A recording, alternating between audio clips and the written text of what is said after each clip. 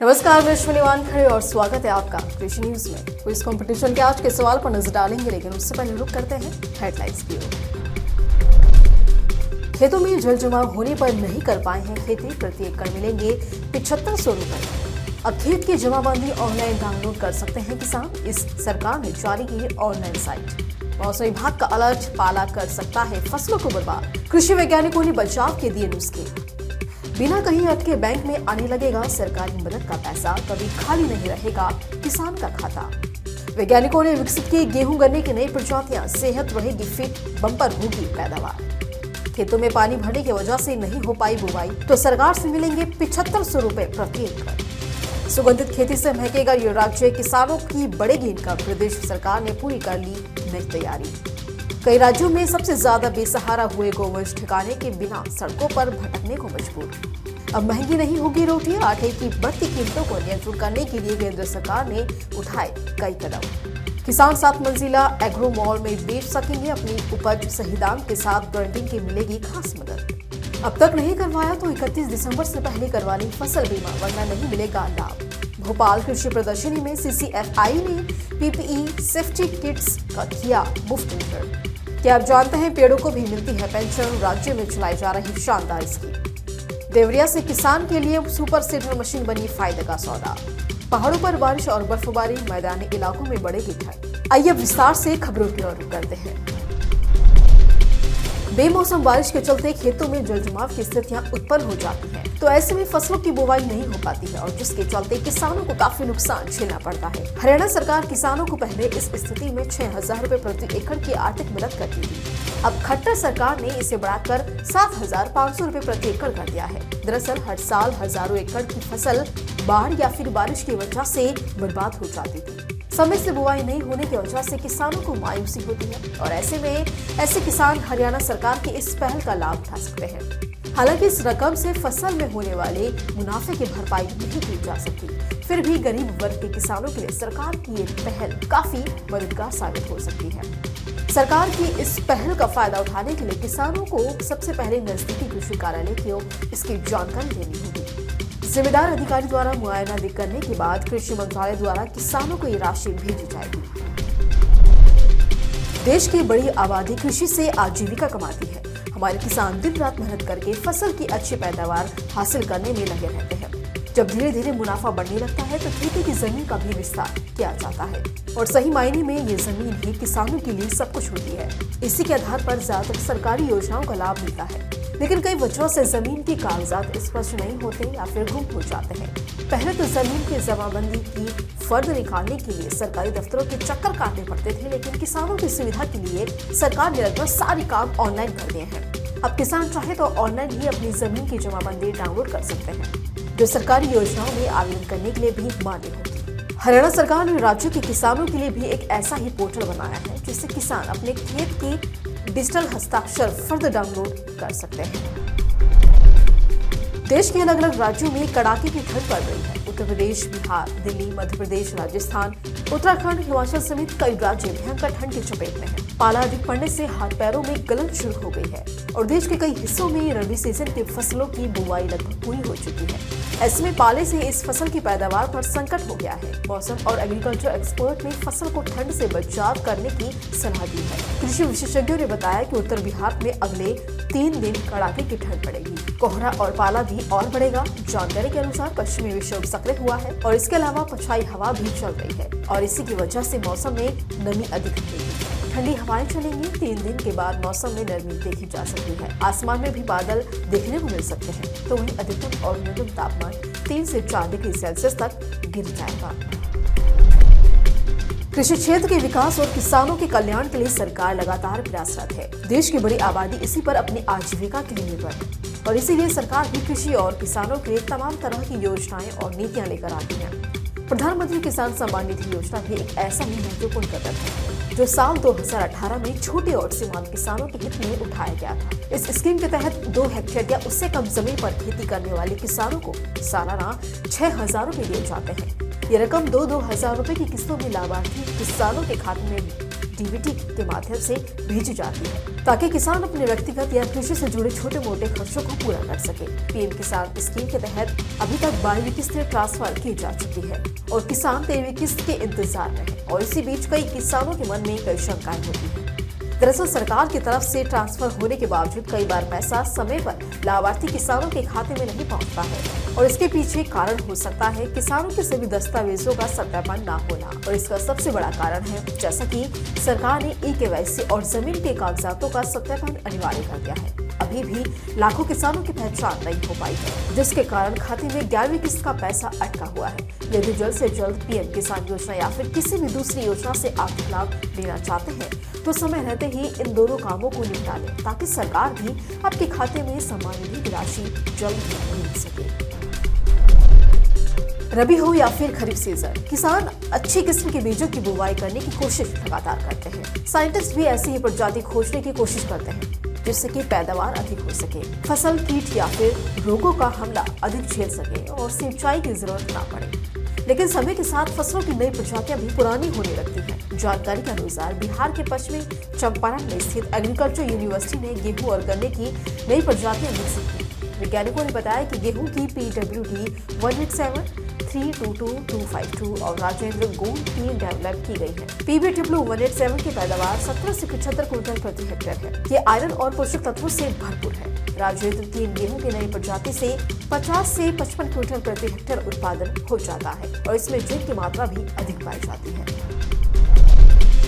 इस साल मौसम की अनिश्चित खेती काफी हावी रही। कई राज्यों में सूखा जैसी स्थितियां भी पैदा हो गई तो वहीं कई महीनों तक खेतों में पानी भरा रहा। सरकार ने इन सभी समस्याओं पर संज्ञान लिया और इस चुनौती को लेकर हरियाणा सरकार ने एक समाधान निकाला है जिससे कि किसानों को आर्थिक संकट नहीं झेलना पड़ेगा। यदि आप भी हरियाणा के किसान हैं और किसी कारण से खेतों में पानी भर गया है तो जिसकी वजह से आप बुवाई नहीं कर पाए हैं तो हरियाणा सरकार की तरफ से 7,500 रुपए प्रति एकड़ के हिसाब से अनुदान दिया जा रहा है। हरियाणा विधानसभा के शीतकालीन सत्र को संबोधित करते हुए सीएम मनोहर लाल खट्टर ने कहा कि यदि पानी भरे रहने के कारण फसलों की बुवाई नहीं हो पाई है तो जमीन के मालिकों और किसानों को मिलने वाली मुआवजे की रकम को बढ़ाकर 7,500 रुपए कर दिया गया है। ये राहत मुआवजा पहले 6,000 रुपए प्रति एकड़ हुआ करता था। देश में स्टेट एग्रीकल्चर को बढ़ावा दे रही किसानों का रुझान खेती की तरफ काफी बढ़ रहा है और इसको लेकर भी स्टेट गवर्नमेंट की ओर से कई कदम उठाए जा रहे हैं। तो वहीं जम्मू कश्मीर सेब, केसर और बासमती चावल के लिए प्रसिद्ध है। सेब की उपज के मामले में जम्मू कश्मीर का नाम विश्व के शीर्ष राज्यों में शुमार है। लेकिन इन पारंपरिक खेती के अलावा राज्य सरकार अन्य खेती को बढ़ावा देने की दिशा में लगातार काम कर रही है जिसमें जम्मू कश्मीर में औषधीय और सुगंधित खेती को बढ़ावा देने की प्लानिंग चल रही है। जानकारी के अनुसार जम्मू कश्मीर गवर्नमेंट की प्लानिंग है कि राज्य के 625 हेक्टेयर भूमि पर औषधीय और सुगंधित पौधों की खेती की जाए। इससे किसान पारंपरिक खेती से हटकर कुछ काम कर सकेंगे, किसानों की इनकम बढ़ेगी। सरकारी अधिकारियों के अनुसार इस तरह की खेती से 7 से 50 करोड़ रुपए का प्रोडक्शन भी हो जाएगा। देश में पशुपालन का चलन तो तेजी से बढ़ ही रहा है लेकिन आवारा छुट्टा पशुओं के आतंक भी तेजी से बढ़ रहा है। जब पशुओं से दूध निकालना बंद हो जाता है तो पशुपालन उन्हें खुली सड़कों पर हाँकने के लिए छोड़ देते हैं और यही बेसहारा पशु सड़कों को अपना आश्रय बना लेते हैं। अपना पेट भरने के लिए फिर यही पशु किसानों की खड़ी फसलों को चरने लगते हैं। देश के कई शहरों में तो आवारा पशुओं का आतंक इतना बढ़ गया है कि आए दिन कोई न कोई दुर्घटना देखने को मिल जाती है और इसी समस्या के समाधान के लिए कई राज्य सरकारें सख्त कदम उठा रही हैं। इन गाय बैलों को झुंड के लिए गौशाला का इंतजाम किया जा रहा है लेकिन इनकी संख्या अब इतनी ज्यादा बढ़ गई है कि गौशालाएं तब छूटी पड़ जाती हैं। 20वीं पशुधन जनगणना से पता चला है कि देश में अब आवारा छुट्टा गोवंश की संख्या 50 लाख से अधिक है। देश में बढ़ते अनाज की कीमतों को कम करने के लिए केंद्र सरकार कदम उठा रही है। पिछले कुछ महीने में देश में गेहूं के रेटों में बढ़ोतरी देखने को मिली और इसका असर आटे पर पड़ा। आटे की कीमत बढ़ गई।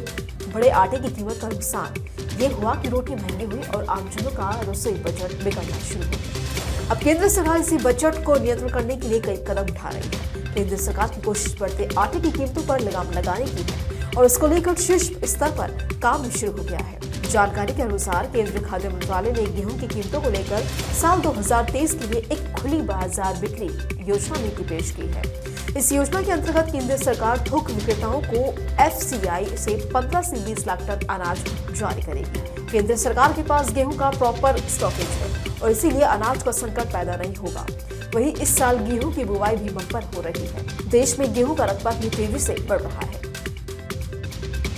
किसानों की आय बढ़ने के लिए सबसे ज्यादा जरूरी है कि खेती की लागत को कम करने के उपज के सही दाम दिलवाए जाए। अब खेती में खर्च को कम करने के लिए किसानों को जैविक खेती, प्राकृतिक खेती से जोड़ा जा रहा है और इसी के साथ अब उपज के सही दाम दिलवाने के लिए भी केंद्र और राज्य सरकारें लगातार प्रयास कर रही हैं।